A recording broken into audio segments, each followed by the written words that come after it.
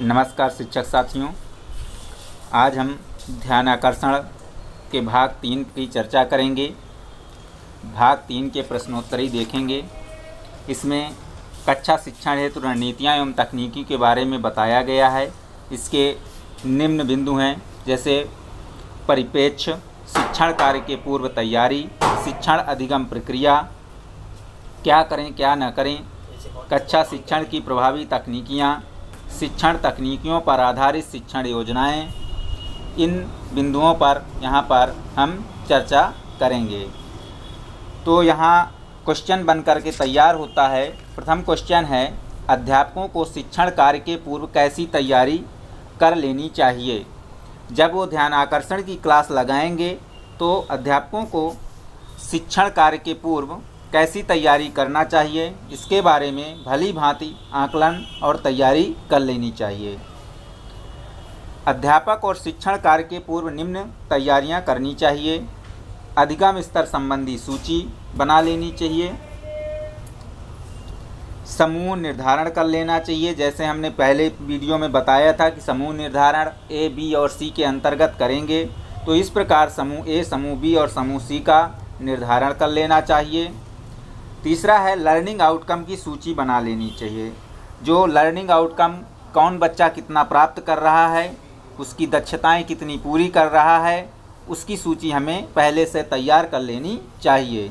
समय सारणी का भी विशेष ध्यान देना चाहिए। यहाँ पर समय सारणी भी बना लेनी चाहिए कि प्रथम कालांश में क्या पढ़ाया जाएगा, द्वितीय कालांश में क्या, मध्यावकाश कब होगा, तृतीय और चतुर्थ कालांश में क्या क्या पढ़ाया जाएगा। इसके बारे में पूरी तरह से पहले से प्रिपरेशन कर लेनी चाहिए।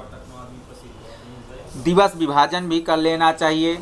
ध्यान आकर्षण शिविर साप्ताहिक शिक्षण तकनीकों को प्रयोग कार्य योजना के अनुसार करना चाहिए कि प्रथम सप्ताह में क्या क्या पढ़ाया जाए, द्वितीय सप्ताह में और तृतीय चतुर्थ, इस प्रकार से सप्तम सप्ताह तक की यानी 7 सप्ताह की पूरी तैयारी पहले से ही कार्य विभाजन कर लेना चाहिए। शिक्षण योजना बना लेनी चाहिए। जिन लर्निंग आउटकम पर कार्य करना है उन पर आप अपनी शिक्षण योजना पहले से ही तैयार कर लें। शिक्षण अधिगम सामग्री की उपलब्धता, शिक्षण योजना के अनुसार आवश्यक शिक्षण अधिगम सामग्री को जुटा लें। ये सभी सामग्री शिक्षण के पूर्व ही कक्षा में होनी चाहिए। शिक्षण अधिगम प्रक्रिया, उपर्युक्त तैयारियों के बाद सबसे महत्वपूर्ण चरण शिक्षण अधिगम प्रक्रिया का क्रियान्वयन है। यदि हम इस पूरी प्रक्रिया का ईमानदारी से क्रियान्वयन कर लेते हैं तो यकीन मानिए ये हमारी तरफ से बच्चों के कक्षानुरूप अनुसार अधिगम स्तर को प्राप्त करने में महत्वपूर्ण योगदान होगा। बैठक व्यवस्था, कक्षा में बच्चों को इस तरह बैठाएं कि आपकी नज़र सभी बच्चों पर रहे, आप यह देख पाएं कि आपकी कक्षा में प्रत्येक बच्चा क्या कर रहा है। इसके लिए कुछ सुझाव इस प्रकार से हैं। बैठक व्यवस्था गतिविधि के अनुरूप होनी चाहिए। अर्धचंद्राकार या गोले में बैठाना चाहिए। छोटे समूह में बैठा सकते हैं।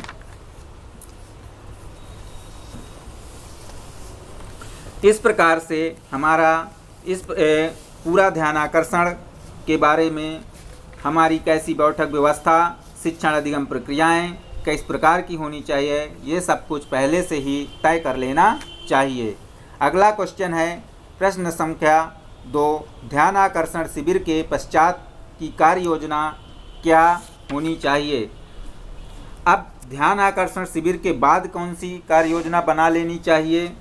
तो 50 कार्य दिवसों के अंतर्गत शिक्षकों द्वारा निम्नलिखित बिंदुओं का ध्यान रखकर शिक्षण कार्य किया जाएगा।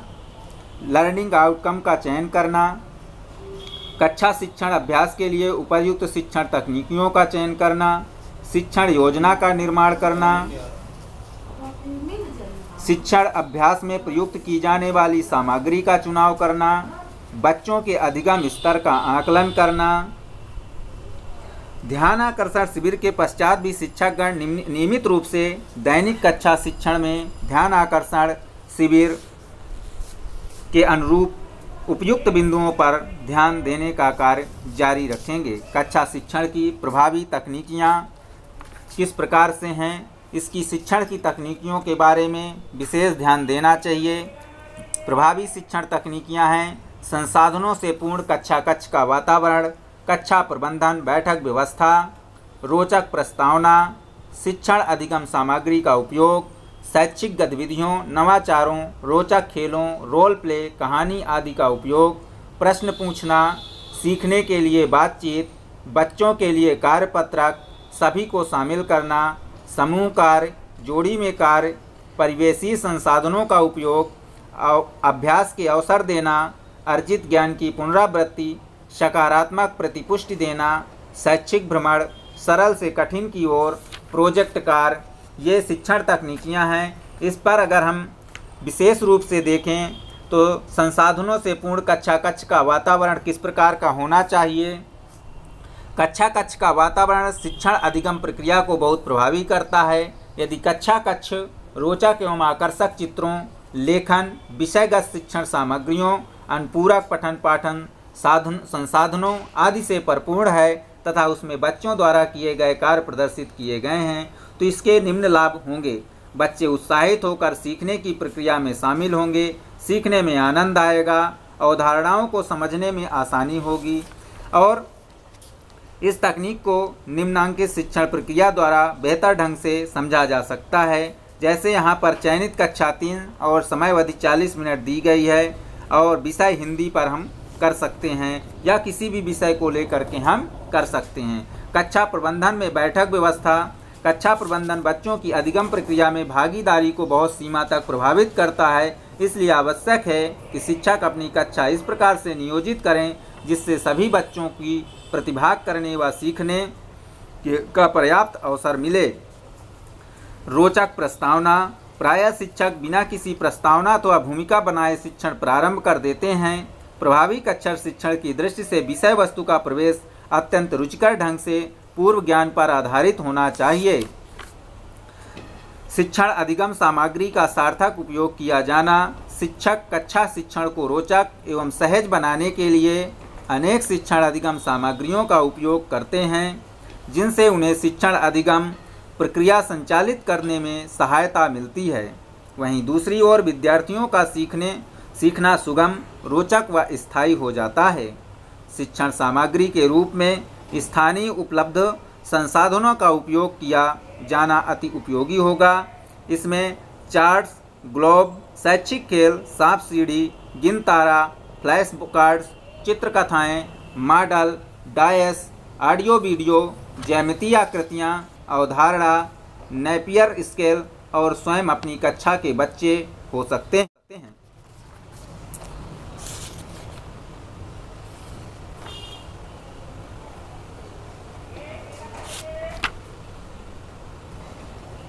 शैक्षिक गतिविधियां, नवाचार, रोचक खेल, रोल प्ले, कहानी आदि। आमतौर पर शिक्षक अपने पाठ्य विषयों की आवश्यकता अनुसार बच्चों को समूहों में बांटकर शैक्षिक गतिविधियां, खेलों का आयोजन करते हैं। कक्षा की फर्श पर ग्रिड गेम, सांप सीढ़ी, लूडो आदि खेलों को स्थायी तौर पर बनाकर बच्चों को खेल के माध्यम से सीखने का अवसर मिलता है। की ओर से प्रश्न पूछना एक अत्यंत आवश्यक क्रिया है। बच्चे जिज्ञासावश प्रश्न पूछते हैं, उनका उत्तर सहज एवं सरल रूप में शिक्षक के द्वारा दिया जाना चाहिए। जहां आवश्यक समझें उस बिंदु को विस्तार पूर्वक स्पष्ट करें। इससे बच्चे में क्या लाभ होगा? बच्चों को प्रश्न पूछने में झिझक नहीं महसूस होगी। बच्चों को चिंतन विचार करके उत्तर देने की बाध्यता होगी। बच्चे कक्षा शिक्षण के समय सतर्क रहेंगे। बच्चे अनुशासित रहेंगे। बच्चों को तार्किक चिंतन करने का अवसर भी मिलेगा। सीखने के लिए बातचीत। अक्सर देखा गया है कि कक्षा में शिक्षक प्रश्न पूछते हैं, बच्चे अनुशासित होकर सुनते हैं, किंतु यह ध्यान रखना है कि कक्षा शिक्षण के दौरान बच्चों की क्रियाशीलता अधिक महत्वपूर्ण है। शिक्षक का सदैव यह प्रयास होना चाहिए कि कक्षा के बच्चों को शिक्षण के दौरान शैक्षिक गतिविधियों में व्यस्त रखें। इसके लाभ होगा शिक्षक और बच्चों के मध्य तथा बच्चों का आपस में संबंध स्थापित होगा, जो बच्चों को सीखने में मददगार होगा। बच्चों के लिए कार्यपत्रकों का उपयोग किया जाना चाहिए। इसके लाभ होंगे बच्चों को कार्यपत्रक पर कार्य करने में आनंद आएगा। बच्चे स्वयं करके सीखेंगे। बच्चे तार्किक आधार पर निर्णय लेंगे। शिक्षकों को अभ्यास कराने में आसानी होगी। सभी को शामिल किया जाना चाहिए। कक्षा शिक्षण से पूर्व शिक्षक को ये अवश्य चिंतन करना चाहिए कि हमें कौन सा विषय पढ़ाना है तथा इसके लिए उन्हें कौन सी शैक्षिक गतिविधियों का चुनाव करना है ताकि कक्षा के सभी बच्चे शामिल हो सकें। इसके लाभ होंगे, शिक्षक सभी बच्चों पर व्यक्तिगत ध्यान दे सकेंगे, सभी बच्चे शैक्षिक गतिविधियों में प्रतिभाग करेंगे, बच्चे एक दूसरे की मदद करेंगे, समूह में कार्य करना, इसके भी निम्न लाभ हैं। सभी बच्चे समूह चर्चा में प्रतिभाग करेंगे, सभी बच्चे शैक्षिक गतिविधियों में प्रतिभाग करेंगे, बच्चों में एक दूसरे की मदद करने की भावना जागृत होगी। जोड़ी में कार्य करना, शिक्षक सामान्य कक्षा शिक्षण में आवश्यकता के अनुसार दो बच्चों की जोड़ी बनाकर पढ़ने तथा अन्य गतिविधियों का अभ्यास कराते हैं। जोड़ी बनाने का कार्य यदि सुविचारित ढंग से किया जाए तो परिणाम उत्साहवर्धक हो जाते हैं। जोड़ी में एक बच्चा तीव्र गति से सीखने वाला होना चाहिए ताकि दूसरा बच्चा उसे लाभान्वित हो। इसके लाभ होंगे, जोड़ी बनाकर बच्चों को बिना भय संकोच अपने कक्षा मित्र साथी के साथ विचार विमर्श का मौका मिलेगा। जोड़ी में बच्चे एक दूसरे से सीखेंगे, एक दूसरे से वाद विवाद भी कर सकेंगे। परिवेशीय संसाधनों का उपयोग करके प्रायः शिक्षक शिक्षण प्रक्रिया में टीएलएम की अनुपलब्धता के बारे में कहते हैं, सुनते देखे जाते हैं। संभवतः ऐसे शिक्षक अपना ध्यान प्रकृति की ओर आकृष्ट नहीं करते हैं। इससे लाभ क्या होगा? परिवेशी संसाधनों के क्या लाभ होंगे? ये स्थानीय स्तर पर आसानी से उपलब्ध हो जाएंगे, मुफ्त अथवा कम पैसों में मिल जाएंगे। बच्चे इन वस्तुओं से पूर्व परिचित होते हैं, इसलिए इनका उपयोग उन्हें रुचिकर लगेगा। अभ्यास के अवसर देना, बच्चों को निरंतर अभ्यास के अवसर देना चाहिए जिससे उनमें निम्नलिखित लाभ हो सकते हैं। बच्चों में संबंधित दक्षताओं की स्थायी समझ बनेगी, बच्चों को स्वयं करके सीखने का मौका मिलेगा, बच्चों को बार बार अभ्यास करने में सफलता प्राप्त होने पर संतुष्टि मिलेगी।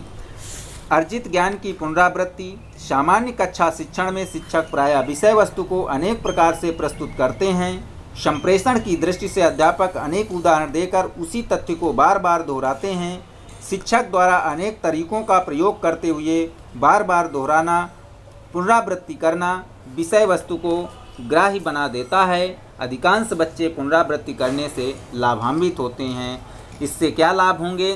सामान्य और तीव्र गति से सीखने वाले बच्चों के साथ धीमी गति से सीखने वाले बच्चों की भी अवधारणाएं स्पष्ट हो जाती हैं।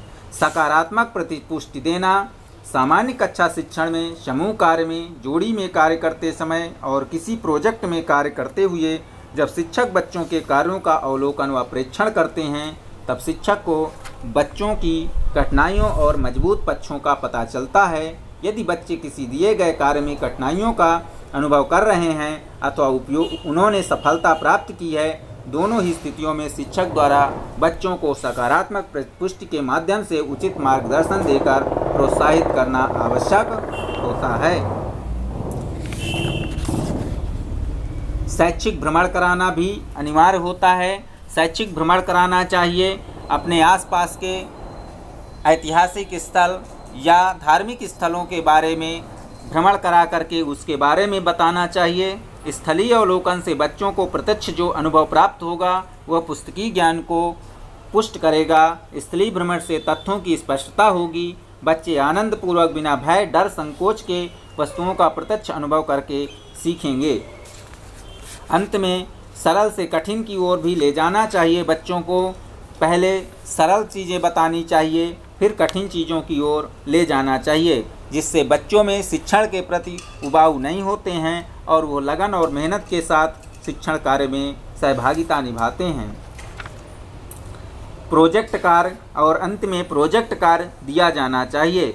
बच्चे स्वयं खोज करके सीखेंगे। बच्चों में सृजनात्मक क्षमता व जिज्ञासा को बढ़ावा देने के अवसर प्राप्त होंगे। बच्चे अपने दिन प्रतिदिन की समस्याओं के प्रति जागरूक होंगे। बच्चों में प्रेक्षण, तर्क शक्ति, व्याख्या, निष्कर्ष और प्रतिवेदन जैसे कौशलों का प्रयोग करेंगे। प्लीज़ वीडियो को लाइक और शेयर ज़रूर करिएगा और अगर अभी तक चैनल को सब्सक्राइब नहीं किए हैं तो प्लीज़ चैनल को सब्सक्राइब कर लीजिएगा। धन्यवाद।